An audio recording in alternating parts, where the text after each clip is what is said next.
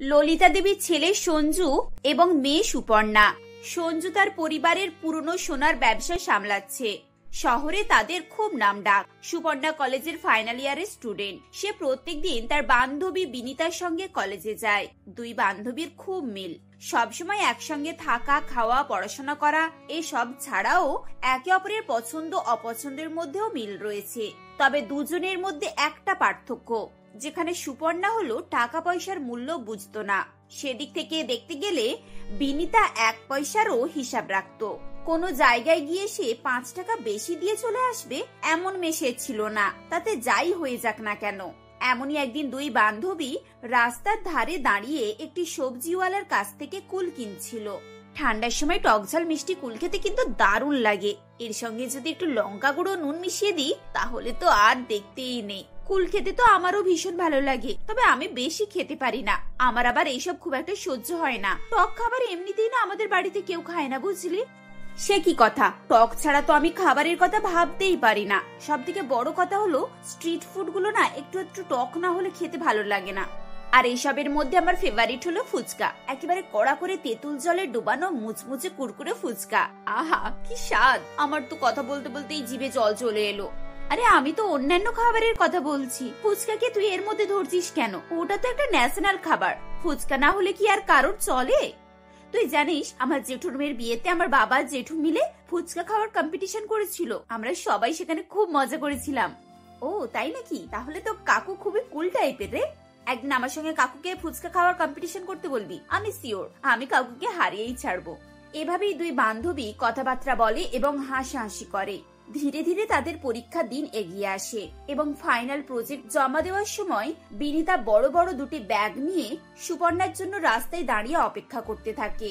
খানিকক্ষণ অপেক্ষা করার পর কয়েক মিনিট পর দেখে সুপর্ণা তাদের বাড়ির গাড়িতে করে আসছে এবং তাকে দেখে বলে, এই বিনীতা চল এবার তাড়াতাড়ি উঠে আয়, এমনিতেও অনেক দেরি হয়ে গেছে রে। কি ব্যাপার, তুই আজ হঠাৎ করে গাড়িতে করে এলি যে? কলেজে যাচ্ছিস নাকি বেড়াতে? আরে কলেজে যাচ্ছি রে পাগল, দেখতে পাচ্ছিস না কত ভারী ভারী ব্যাগ। এত ভারী ব্যাগ নিয়ে কি আমি আসতে পারতাম?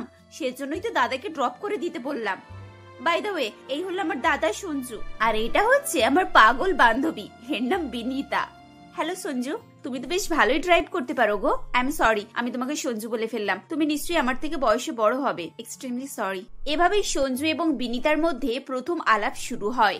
পরীক্ষা শেষে তারা দুজন কলেজ থেকে বেরিয়ে আসে এবং দেখে সঞ্জু তখনও তাদের জন্য গাড়ি নিয়ে অপেক্ষা করছে। বিনীতা সুপর্ণাকে বলে, এই সুপর্ণা, ওটা তো দাদা না? তুই তো দাদাকে চলে যেতে বলিসনি, সে তো আমাদের জন্য দাঁড়িয়ে রয়েছে। আরে বাবা, আজ তো বাড়িতে কেউ নেই, সবাই বড় জেঠুর নাতনির মুখে ভাতে গেছে। আমিও তো যাব এখন, তাই দাদা আমার জন্য অপেক্ষা করছে। চল তোকে বাড়িতে ড্রপ করে তারপর আমরা বেরোবো। এটা কি রকম কথা হলো সুপর্ণা? কাল রাতে তুই আমাকে ফোন করে প্রমিস করেছিলিস যে আজকে আমরা দুজনে মিলে ফুচকা খাবো। তুই জানিস ফুচকা খাওয়ার জন্য আমি বাড়ি থেকে কিচ্ছু খেয়ে বেরোইনি, আর তুই এখন বলছিস তুই অনুষ্ঠান বাড়িতে যাবি? এই যা, আমি তো এটা ভুলেই গিয়েছিলাম। আচ্ছা ঠিক আছে, তুই মুড অফ করিস না, আমরা যাওয়ার সময় ফুচকা খেয়ে তারপরে যাবো, কেমন? এরপর সুপর্ণা তার দাদার কাছে গিয়ে তাদের ফুচকা খাওয়ার কথা বলে, যা শুনে সঞ্জু দুই বান্ধবীকে একটি দামি রেস্টুরেন্টে নিয়ে যায়। সেখানে ঢুকে বিনীতা অবাক হয়ে যায় এবং সঞ্জুকে বলে, আচ্ছা তোমাদের ছেলেদের মাথায় বুদ্ধি একটু কমই হয় বলো? আমরা ফুচকা খেতে চেয়েছিলাম, কোনো 5 স্টার রেস্টুরেন্টের খাবার নয়। আমার এসব বড় লোকই খাবার না ঠিক সহ্য হয় না। আমরা সাধারণ মধ্যবিত্ত মানুষ, সেজন্য সাধারণ খাবারগুলোই আমাদের বেশ ভালো লাগে। তাই প্লিজ এখান থেকে চলো আর কোনো ফুচকা স্টলে নিয়ে গিয়ে দাঁড়াও। বিনীতা এভাবে বলার পর সঞ্জু তার দিকে তাকিয়ে মুচকি হাসে আর বলে যে সে তাদের ফুচকা খাওয়ানোর জন্যই এই রেস্টুরেন্টে নিয়ে এসেছে। যা শুনে দুই বান্ধবী তো খুবই অবাক। এরপর সঞ্জু একটা ওয়েটারকে ফুচকা অর্ডার দেয় এবং কিছুক্ষণের মধ্যেই ওয়েটার সুন্দরভাবে প্লেটে ফুচকা সাজিয়ে তাদের কাছে নিয়ে আসে। এ কি রে, এ তো সত্যি সত্যি দেখছি ফুচকা। আমি তো বিশ্বাসই করতে পারছি না, এত বড় 5 স্টার হোটেলে ফুচকা বিক্রি হয়। এটা তো আগে আমিও জানতাম না রে। দেখ, তুই কিন্তু আমার দাদাকে কিছু কম ভাবিস না। এবার চল ফুচকাগুলো খেয়ে দেখি কেমন হয়েছে। এরপর দুই বান্ধবী সেখানকার ফুচকা খায়, যা তাদের বেশ ভালোই লাগে এবং ফুচকা খাওয়ার পর বিনীতা লজ্জিত ভঙ্গিতে সঞ্জুকে ধন্যবাদ জানায়। মনে মনে তার সঞ্জুকে বেশ ভালোই লেগেছিল। সঞ্জু এদিকে বিনীতাকে একটু একটু পছন্দ করছিল। কয়েকদিনের মধ্যেই ফেসবুকে দুজনের কথাবার্তা শুরু হয় এবং বিনিতা সুপর্ণাকে সবকিছুই জানায়। এরপর দুই বাড়ির সম্মতিতে সুপর্ণা তার বান্ধবীর সঙ্গে দাদার বিয়ের যোগাযোগ করিয়ে দেয়। দুজনের বিয়ের পর বিনিতা শ্বশুর বাড়িতে আসে এবং প্রথম রান্নার অনুষ্ঠানে সে সবার জন্য গরম গরম লুচি আর আলুর দম তৈরি করে। তার শাশুড়ি প্রিয়া দেবী এসে জিজ্ঞাসা করেন, বৌমা, আজকে তুমি লুচি বানিয়েছো নাকি? দেখে তো মনে হচ্ছে বেশ খাস্তা খাস্তা হয়েছে। হ্যাঁ মা, লুচি খুব খাস্তা হয়েছে, তবে ঠান্ডা হয়ে গেলে কিন্তু এগুলো নেতিয়ে যাবে। এমনিতেই শীতকাল, ঠান্ডা খাবার খেতে কারোর ভালো লাগে না। আপনি সবাইকে ডেকে নিন, আমি গরম গরম খাবারগুলো পরিবেশন করে দিচ্ছি। আচ্ছা ঠিক আছে, তুমি টেবিলে খাবার সাজাও, আমি তাড়াতাড়ি করে সবাইকে ডেকে আনছি। 2 মিনিটের মধ্যেই বাড়ির সবাই খাবার টেবিলে এসে হাজির হয়। তাদের খুব আগ্রহ ছিল নতুন বউ কেমন রান্না করেছে সেটা খেয়ে দেখার। এরপর সবাই লুচি আলুর দম খায় এবং তাদের বেশ ভালো লাগে। সবাই বিনিতার খুব নাম করে, যা শুনে বিনিতার এবং সঞ্জুর খুব ভালো লাগে। দুপুরের খাবার তৈরি হলে বিনিতা তার শাশুড়িকে বলে, মা আপনারা সবাই তৈরি তো? আমার খাবার পুরো রেডি হয়ে গেছে, এবার তাড়াতাড়ি চলে আসুন, সবাই মিলে খেয়ে নিন, না হলে খাবার আবার ঠান্ডা হয়ে যাবে। বৌমা, এখন তো মাত্র 12:30 বাজে, এখন তো সবার স্নানও হয়নি। তুমি খাবার টেবিলে রেখে দাও, সবাই ওই 1টা-1:30 করে খেয়ে নেবে। 1টা-1:30? সে তো এখন অনেক বাকি, তখন কি আর খাবারের টেস্ট থাকবে? গরম গরম খাবার খেতে যে স্বাদটা লাগে, ঠান্ডা হয়ে গেলে কি সেই স্বাদটা থাকবে বলুন? বিনিতার কথা শুনে প্রিয়া দেবী হেসে ফেলেন আর বলেন, বৌমা, তুমিও না বাচ্চাদের মতো কথা বলছো। দুপুরবেলা খাবার ঠান্ডা হলে একটু গরম করে খেয়ে নেওয়া হবে। তুমি আর চিন্তা করো না, সকাল থেকে অনেক কাজ করেছো। যাও, এবার গিয়ে একটু রেস্ট নাও। দুপুরে সবাই খাওয়া দাওয়া করে নেয়। বিকেলে সুপর্ণা বিনিতার কাছে এসে বলে, বিনিতা, তুই তো রান্না বান্না বেশ ভালোই পারছিস দেখছি। আজ তুই অনেক কাজ করেছিস, মা বাবা তোর খুব প্রশংসা করেছে। সন্ধ্যাবেলা আর তোকে রান্না করতে হবে না, বুঝলি? মা বলেছে রাতে রান্নাটা মাই করবে। চল, ততক্ষণে আমরা দুজনে একটু বাইরে থেকে ঘুরে আসি। আরে বাহ, এটা তো ভালো আইডিয়া। জানিস, আমাদের বিয়েতে 2টো ফুচকা স্টল হয়েছিল, অথচ আমি একটা ফুচকাও খেতে পাইনি। কতজনকে ফুচকা আনতে বললাম, সবাই এসে কি বললো জানিস? নাকি এত ভিড় যে সেখানে ঢোকাই যাচ্ছে না। ভাব একবার, নিজের বিয়েতে 4 পিসও ফুচকা খেতে পারলাম না। আরে বাবা, তুই এত দুঃখ করছিস কেন? চল, আজকে আমি তোকে পেট ভরে ফুচকা খাওয়াবো। ফুচকা খাওয়ার কথা শুনে বিনিতা আরো খুশি হয়ে যায়। এরপর তারা দুজনে মিলে চটপট তৈরি হয়ে রাস্তার মোড়ে ফুচকা খেতে যায়। সেখানে এক কাকি ফুচকা বিক্রি করছিল। সুপর্ণা তাকে ফুচকা দিতে বলে। ফুচকা মুখে নিয়ে বিনিতা বলে, ইস, এটা কি ফুচকা? একেবারে ঠান্ডা বরফ, এ তো মুখে দিলেই দাঁতটা কনকন করে উঠছে। কি বলছোটা কি গো মা? আমি বিকেল থেকে এখানে দাঁড়িয়ে দাঁড়িয়ে ফুচকা বিক্রি করছি, কেউ আমার ফুচকার মধ্যে কোনো খুঁত বার করতে পারেনি। তুমি প্রথম যে আমার ফুচকাকে এত খারাপ বলছো। এটা ফুচকা হয়েছে নাকি আইসক্রিম? শুধু একটু মিষ্টি দিলেই হতো, এত ঠান্ডা জলে তুমি ফুচকা দিচ্ছ, মানুষের তো জ্বর সর্দি হয়ে যাবে। তুমি তো ভারী অদ্ভুত মেয়ে। এই শীতকালে ফুচকা জল ঠান্ডা হবে না তো কি গরম হবে? এই যাও যাও, তোমার যদি ফুচকা খেতে ভালো না লাগে তাহলে খেও না। এভাবে আমার ফুচকাকে উল্টো পাল্টা কথা বলো না তো বাপু। তোমার যদি এতই গরম ফুচকা খাওয়ার শখ হয় তাহলে বাড়িতে গিয়ে গরম গরম ফুচকা তৈরি খাও। আমার এখানে না এরকম ঠান্ডা ফুচকাই পাবে তুমি। অবশ্যই খাবো, আমি আজকেই ঘরে যাব আর গরম ফুচকা তৈরি করে খাবো। আর শোনো, তোমার এই ঠান্ডা ফুচকা না কেউ খাবে না, এটা মাথায় রেখো। এই বলে বিনিতা ফুচকার কাকির সাথে ঝগড়া করে সেখান থেকে চলে আসে। বাড়িতে সারা রাত ঘুমাতে পারে না। ভোর 4টের সময় উঠে বিনিতা রান্নাঘরে যায় এবং ফুচকা তৈরি করা শুরু করে। প্রায় বেলা 8টার সময় একটি বড় ট্রেতে ফুচকার মশলা এবং গরম গরম জল নিয়ে টেবিলে এসে রাখে এবং তার শাশুড়ি, ননদ, স্বামী, শ্বশুর মশাইকে ডেকে বলে, আসুন আসুন সবাই চলে আসুন, আজকে আমি সবার জন্য একটা দারুণ খাবার তৈরি করেছি। হ্যাঁ রে বিনিতা, আমি ঠিক দেখছি তো নাকি স্বপ্ন দেখছি? তুই সকালে ব্রেকফাস্টের জন্য ফুচকা তৈরি করেছিস? আমরা সবাই ফুচকার ব্রেকফাস্ট করব। বৌমা, এই জন্যই তুমি সকাল 5টা থেকে রান্নাঘরে টুংটাং টুংটাং করে আওয়াজ করছিলে? তুমি ফুচকা তৈরি করতে শুরু করেছিলে? আমি তো ভাবলাম সারাদিনে রান্না বান্না করছো। মা, আপনি ভুল বলছেন। আমি 4টের সময় উঠেছিলাম। জানেন তো, কালকে গলির মোড়ে ফুচকা তৈরি নিয়ে একটু ঝামেলা হয়েছিল, আর আমি চ্যালেঞ্জ করলে না সেই চ্যালেঞ্জটা পূরণ করি। চলুন এবার বসুন, আপনাদেরকে গরম গরম ফুচকা খাওয়াই। এরপর বিনিতা সবাইকে ডাইনিং টেবিলে বসিয়ে তার গরম ফুটন্ত জলে মশলা মাখিয়ে সবাইকে ফুচকা খাওয়ায়। এই গরম ফুচকা খেয়ে শ্বশুরবাড়ির লোকেদের অবস্থা একেবারে ছেড়ে দে মা, কেঁদে বাঁচি। কিন্তু বিনিতা থামার তো পাত্রী না, সে সবাইকে তার হাতে তৈরি গরম ফুচকা খাইয়ে তবেই শান্তি পায়। এরপর ফুচকা জিনিসপত্র নিয়ে সে সোজা গলির সেই ফুচকা কাকির কাছে যায় এবং সবার সামনে থেকে জোর করে গরম ফুচকা খাওয়ায়। গরম ফুচকা খেয়ে ফুচকা কাকিরও সেই একই অবস্থা। শেষে ফুচকা কাকি সবার সামনে হাত জোড় করে ক্ষমা চায়। আমাকে ক্ষমা করে দাও মা, তুমি ঠিকই ছিলে। সত্যি সত্যি তুমি গরম ফুচকা তৈরি করে দেখিয়েছো, আমি হার মানছি। হ্যাঁ অবশ্যই, আমি যে চ্যালেঞ্জটা একবার নিই না সেটা পূরণ করে তবেই ছাড়ি। এবার থেকে তুমি বলো, আমি যখনই তোমার কাছে ফুচকা খেতে আসবো তোমাকে কিন্তু আমাকে এরকম গরম গরম ফুচকা খাওয়াতে হবে। যদি রাজি থাকো তাহলেই এখন রেহাই পাবে। হ্যাঁ হ্যাঁ, 100 বার গ্যারেন্টি। আমি কথা দিচ্ছি, তুমি ফুচকা খাওয়ার আগে আমাকে একবার ফোন করে দেবে। আমি তোমার জন্য গরম গরম ফুচকা তৈরি করে রাখবো। আমার ভুল হয়ে গেছে, আমাকে ছেড়ে দাও। এভাবেই বিনিতা ফুচকা কাকিকে তার জন্য গরম ফুচকা তৈরির কথা বলে এবং তাকে রাজি করায়। এরপর থেকে বিনিতা যখনই সেখানে ফোন করে দিত তখনই ফুচকা কাকি তার জন্য গরম গরম ফুচকা তৈরি করে রেডি রাখতো। অনিন্দিতা দেবী তার 2 মেয়ে রিমা ও রিঙ্কি এবং একমাত্র ছেলে বিকাশ এবং তার স্বামী অবিনাশবাবুর সঙ্গে বকুলতলা গ্রামে বসবাস করে। অবিনাশবাবুর বয়স বাড়ার সাথে সাথে সে আর কিছুই কাজ করতে পারত না। সারা দিন রাত বাড়িতেই থাকতো। রোজগার করার মতো শুধু বিকাশই ছিল। বিকাশ কাঠের দোকানে কাজ করত, আর সেই কাঠের দোকানে আসবাবপত্র বানানো হতো। সেখান থেকে মাস গেলে বিকাশ যা টাকা উপার্জন করে আনতো সেই টাকা দিয়ে এতগুলো পেট চালানো অসম্ভব হয়ে পড়ত। এমনই একদিন অনিন্দিতা দেবী তার 2 মেয়ে আর ছেলেকে বলছিল, জানিস রিমা, রিঙ্কি, আমি একটা কথা ভেবেছি। আমি চাইছি এবার বিকাশের বিয়েটা সেরে ফেলবো। ও মা, এখন তো শীতকাল, তুমি দাদার বিয়ে এখন দিও না। এই শীতকালে আমরা ভালোভাবে সাজগোজ করতে পারবো, কিন্তু এই কনকনে শীতে আমাদেরকে সোয়েটার পরতে হবে। না, সোয়েটার পরে আমি কখনোই দাদার বিয়েতে যেতে চাই না। সোয়েটার পরে গেলে আমার সব মেকআপ খারাপ হয়ে যাবে, আর আমাকে একদমই ভালো লাগবে না মা। আরে বাবা, আমি তো এখন শুধু বলছি তো তোর দাদার বিয়েটা দিয়ে দেব। আমি কি আজই দিয়ে দিচ্ছি নাকি? তোরা এমন ভাবে কথা বলছিস যেন এক্ষুনি তোরা যাচ্ছিস। কিন্তু আমি ঠিক করে ফেলেছি, বিকাশের বিয়েটা এবার সেরে ফেলবো।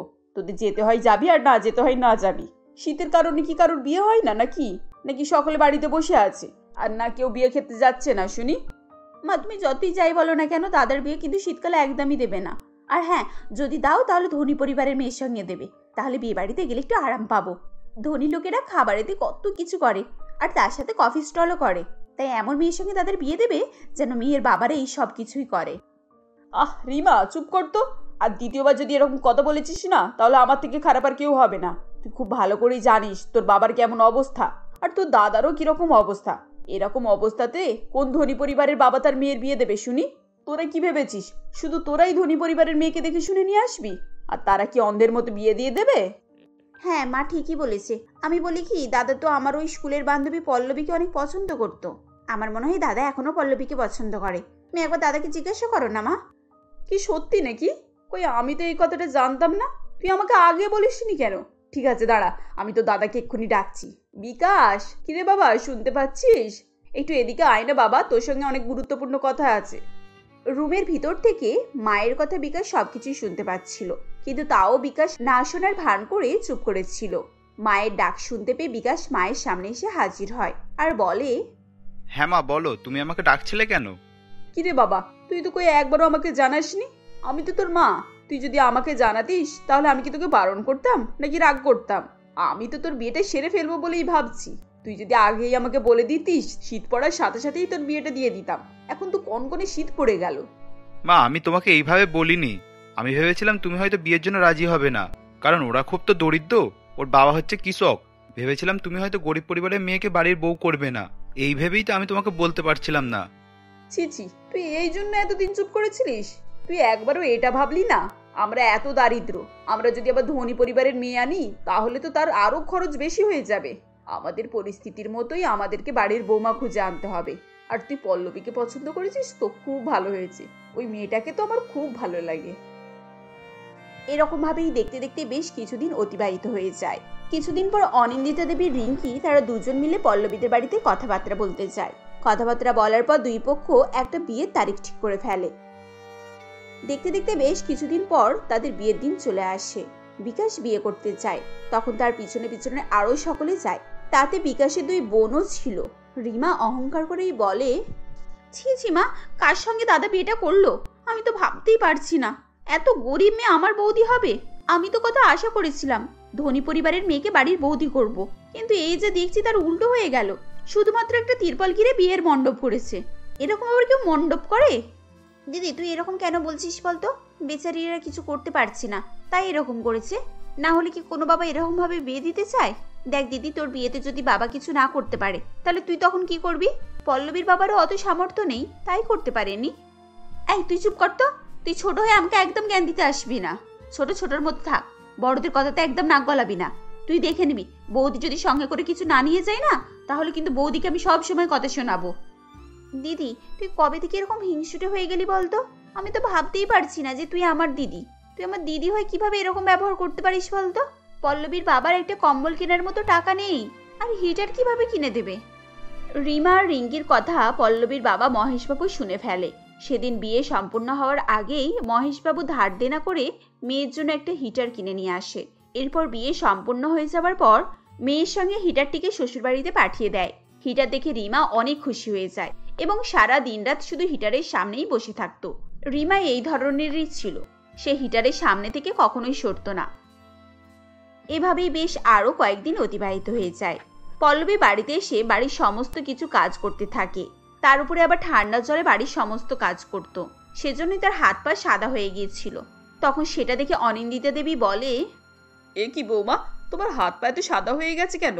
ও, বুঝতে পেরেছি, তুমি সকাল থেকে রাত পর্যন্ত এই ঠান্ডা জলে কাজ করো আর তার জন্যই এরকম হয়েছে। কিন্তু তুমি এটা আমাকে আগে কেন দেখাওনি বলো তো? এই রিমা, হিটারের সামনে থেকে সরে যেত। সকাল থেকে রাত পর্যন্ত একটাও কোনো কাজ করিস না, তার উপর হিটারের সামনে গিয়ে বসে থাকবি, আর তাও আবার একটা নিজে কম্বল জুড়ে নিয়ে।